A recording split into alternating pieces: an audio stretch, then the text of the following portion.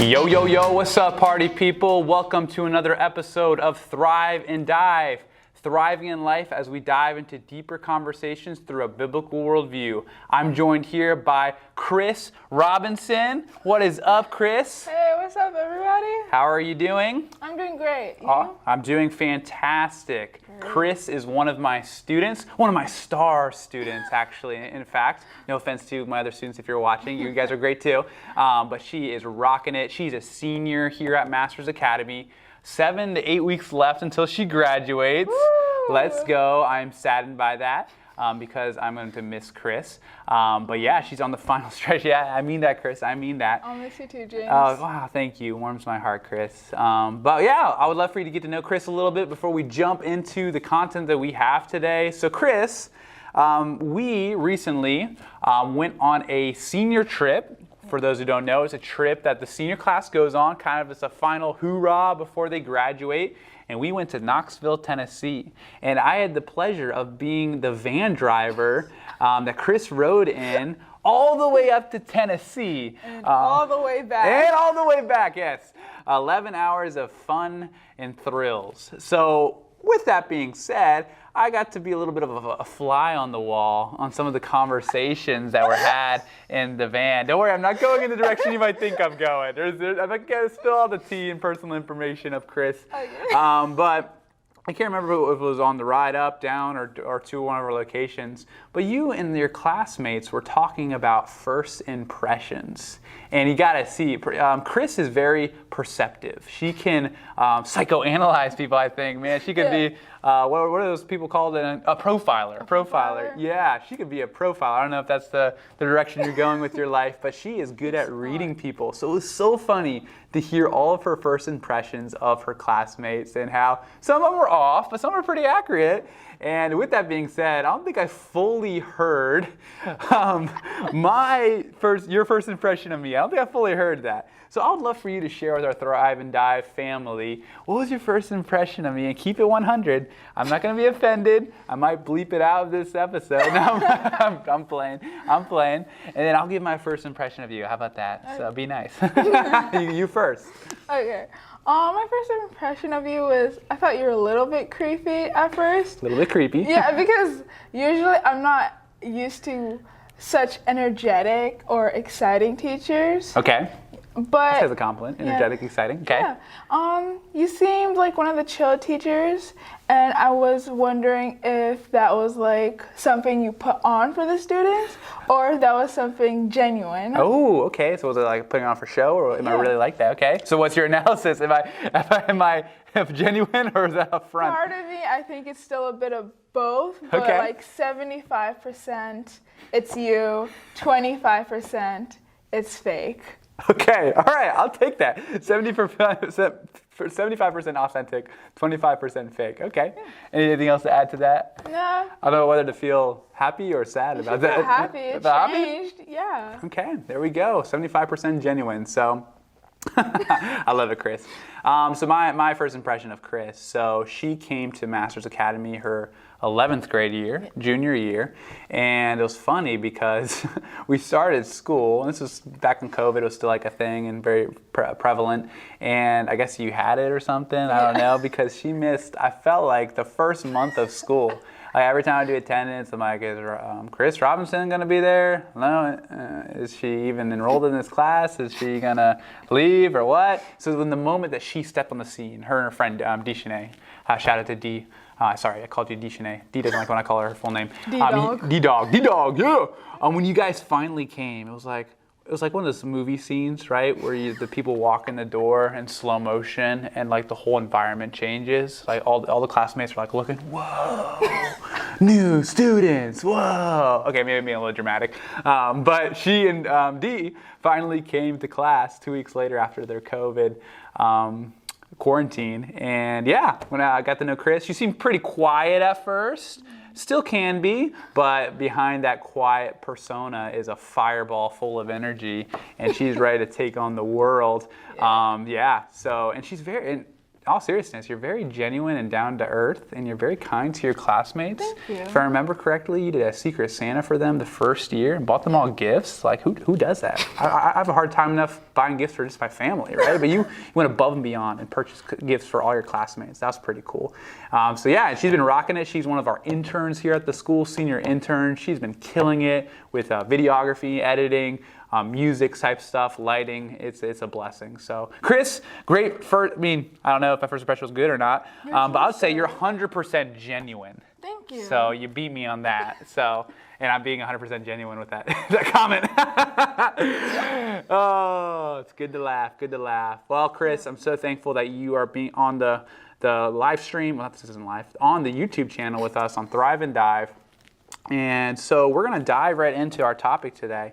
So something you need to know about Chris is Chris, along with all of her classmates in the senior class, had to write what we call a thesis paper. Many schools do it, but we pride ourselves in doing it, where you got to write, a 20 to 25 page paper over the course of her senior year, do a lot of research and just try to understand the topic that she chose. And after writing the 2025 paper, if that wasn't enough, she then has to present it in front of a panel of judges, 20 minutes presentation. And then if you didn't think that was enough, after the presentation, she gets drilled by the panel members and she has to make a defense for the case she made in her thesis. So she survived, right? Yeah, Yes, she lived. And she actually did so well, I guess, is that she wants to talk about it here on Thrive and Dive. So I'm super thankful that she wants to talk about her thesis topic. And I'm just going to ask some questions. Don't worry, I'm not going to drill you like a defense panelist or anything. I'm just going to ask some questions. I'm just happy you weren't on my panel. You just were happy? What? I would have been nice to you. No, you weren't. I love being on panels. I love drilling people with questions. But anyway, it's not going to be like that. This is going to be chill. Chilling and grilling on Thrive and Dive here. Okay? So, as we jump in, can you go ahead and give our viewers, and myself included, what was kind of the topic of your thesis? What was your thesis statement? And then why did you choose that thesis statement? So my thesis statement, my entire topic was about trials. And it wasn't just the biblical aspect of trials, it was everyday trials. Because everyone goes through trials, not just people in the Bible like Paul, Jesus. I wanted to say everyone does, and it happens every day sometimes. And so my thesis statement was, trials are beneficial to everyday life. Because most people think that it's not worth it to go through such hard things. And can you repeat the last question, please? Yeah, why did you pick that topic of trials? Beneficial? I picked it because, personally, I went through my own trials. Okay. And also last year we had to write an exegetical paper for your class. Okay, exegetical paper, if you don't know what that is, it's basically a long, drawn-out paper that's super horrendous. No, I'm playing. It's super, what's it called, tedious, where you got to do some inductive Bible study and draw out applications. Anyway, exegetical paper. Okay, let's keep going. Sorry. No, you're fine. Yep. So the verse I had for my exegetical paper was James 1, I think 2 through 4. Okay, yep. And that verse, I'm not going to quote it perfectly, but abstractly says, "Count it all the joy, my brothers and sisters, for when you face trials, and so that you may show the goodness of God." Okay, Something awesome. along those lines. Yes, consider pure joys when you face trials of many kinds, because you know that the testing of your faith develops perseverance. Yes. I wasn't trying to flex on there. That's one of my favorite verses. But anyway, keep going. And yeah, that's it. Awesome. So based on your own personal experiences going through trials, and based on the exegetical paper you did last year, like, oh, let's do our thesis on this. Yeah. Awesome. So trials are beneficial. Awesome. So I want to ask her a couple questions, and then we'll just kind of wrap this up with an application for us as the viewers. So what would you define, this might seem like a dumb question, but what would you define as a trial? Are we talking about persecution? Are we talking about natural bad things that happen, like a hurricane, tornado? Talking about being made fun of. How would you define trial? I would describe it more as being made fun of, having your parents divorce, anything that can cause you to lose your faith in God. While there's also tribulations, which deals more with persecution and dying for Christ or being affected for your faith. Okay, so you differentiated trials as being kind of the natural things that happen that you don't have control of, divorce, car crash, things like that, and then tribulation specifically being the persecution you receive for believing what you believe. Yes. Okay, I like that distinction. Good. Those are kind of the two sides of the trials conversation. Okay, and you're saying that those things are beneficial. Yes. Okay, how do we define beneficial, I guess, is the next question, because it don't sound like, great things. So lean in on that. They can make you, they can provide for you in the future, because you'll learn from those experiences, and you'll also learn to lean into God from those experiences instead of trying to solve it by yourself. Okay, I like that. So trials and tribulations give us an opportunity to lean into God instead of just depending on ourselves. Yes. That's so cool, right? Because if you've been in a trial or a hard time, sometimes we want to run to other things, whether it's substance abuse, prescription drugs, whatever, to kind of help us overcome the trial, which I find as maybe to temporary fulfillment, but it's not long-term. It's not going to help you. It's just a distraction. It's not going to solve your problems. But trials, you're saying, allows us to run to the Father, right? Yes. And He will, meet us where we're at. It's not always easy, but yeah, okay, I like that. So so that's one reason trials are beneficial. Do you have more than that? If not, that's still a good one. I was curious if within your studies, if you found other things that are beneficial from trials. Personally, trials, so they can, even though they let you lean to the Father, that if you do decide to take the route of going by yourself, you can end up losing your faith. So then, hopefully, further down the road, you will find your faith again. Yeah. And then you can see, wow, God could have taken that and turned it into something good, but then I turned it into something horrible for my life. So there's that. And we can even see, like, for Solomon, he lost his entire kingdom due to misplaced faith. Okay, yep, absolutely. That's a good example. Solomon placing his trust in God. The division of the kingdom happened during Solomon. And it's an interesting talking point, Chris, because it is trials and tribulations that causes a lot of people to lose their faith in God, to disown Christianity or deconstruct their belief system. And how unfortunate, especially when your main text, James chapter 1, says, consider it pure joy when you face trials of many kinds. People aren't experiencing pure joy. They're experiencing pure disbelief, right? And that's not the type of response that we should have with trials, right? We should have a different perspective with our trials. See it as an opportunity to press into God. And I would say another thing, I think you kind of touched on it, but I'll add to it. Trials give us an opportunity to become more mature, right? Exactly. Which goes with pressing into God. As you press into God in your trial, you will become more mature, right? To use a common illustration, you played on the soccer team, right? Yeah. Soccer team at Masters Academy. What did we do, Chris, before the soccer season started? We conditioned. We conditioned. Yes, I was the strength and conditioning coach for the girls and boys soccer team this year, and we conditioned weeks before the season starts. Would you consider those trials, those workouts we did, high-intensity interval training? The face says it all. Yes, we could classify that as a trial. But what was it doing for you as a soccer player? It was improving my endurance and my speed. Exactly. Beneficial. So I think that's what you're getting at, Chris, right? This isn't rocket science, right? Something hard makes us better people. Running, conditioning makes you a better athlete. The trials you go through, even though you wouldn't have maybe chosen for yourself, right? No one chooses divorce. No one chooses to get in a car accident. But they use those circumstances as ways to grow. Exactly. Would you agree with that? I would agree. Awesome. So with that being said, Chris, I want to press in, if you don't mind. I don't want to get too personal in your life, but what are some, it's easy to talk about, you just gotta use trials as ways to press into God. You gotta use trials to, grow as a person. It sounds all fluffy and great until you're in the trial, right? It's like, when rubber meets the road, it's hard to see it that way. So how have you overcome trials in your life? What's a trial you've been through, if you don't mind sharing? Personally, there's two trials I wouldn't mind sharing. Okay. So in 7th grade, I think it was 7th grade, I lost my brother. And so this was when I wasn't the most firm in my foundation in Christ. I wasn't the most I wasn't the best believer. So that caused me to cry out to God and wonder why this happened to me. And I'm sad to say, but I did lose my faith for a while. Yeah. And then I thought I found it, but it wasn't exactly the right Christianity. Okay. So it was more of a New Age belief mixed with a Christianity. Interesting. Okay. Yep. Okay. So then I also went through another trial.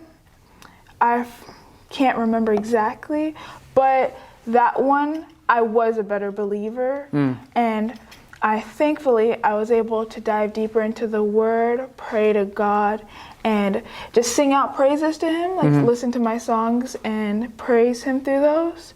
And I had trust that even though I don't know how I'm going to get out of it, He will guide me through it. Excellent. Awesome. So personal testimonies. So this is real stuff, right? We're not sitting here. I don't know. For some reason, I haven't gone through like a lot of trials, like losing a family member, like you have mentioned, right? So I feel like sometimes I don't feel qualified to speak into overcoming trials because of that. But then you got someone like Chris, right, who has been through the fire, so to speak, and has walked through with a faith that's strong in the Lord, right? Yes. And I think that's one of the awesome testimonies that you can have, right? To still follow God despite the trials in your life. So thanks for sharing that. So you kind of mentioned some application points already, based on what you did to help you overcome it. So you mentioned, you're honest, that first trial you maybe dabbled in some New Age stuff. I don't know what specifically. I don't know if we need to get into that. But then the second trial, which you really remains ambiguous, which is fine. You said you listened to like worship music and stuff like that. So what are some these might not be for everybody, right? How you respond to situations, but for you, what are some applications you would say to someone who is going through a trial and they're wanting to press into the Lord? But what are some tangible things? Because that's kind of like general. You got to press into the Lord. Like, what does that mean, right? For you, it meant listening to worship music. But what are some things you would say you'd recommend to someone who's going through a trial? Personally, I would recommend worship music because music really speaks to me. So you should find something that speaks to you. You can listen to pastors who can speak on what you're going through. Ooh, true. But make sure it's good pastors and not pastors who say this is your own fault. What you're going through is because of your sin, because there are pastors like those.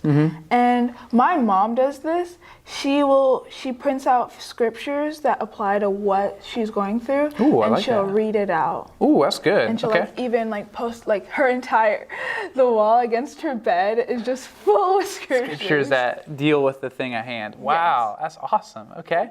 So, my aunt, she'll just pray, but she'll just pray for like hours on end. Yeah. So it just depends on your personality and how you are with the Lord, because there's also dance, there's art, there's even gardening, because my mom tried a prayer garden, but she's not the best with plants. Ooh, doesn't have the green thumb. Okay. Yeah. Okay. So these are just this is an exhaustive list. These are just examples, right? Listen to when you're going through something. Listen to some worship music. Do some art. Do some gardening. Right? I'm not saying there's like a magic potion. If you do those three things, boom, the trials just kind of go away and you become strong. I'm not saying that. I'm not promising that.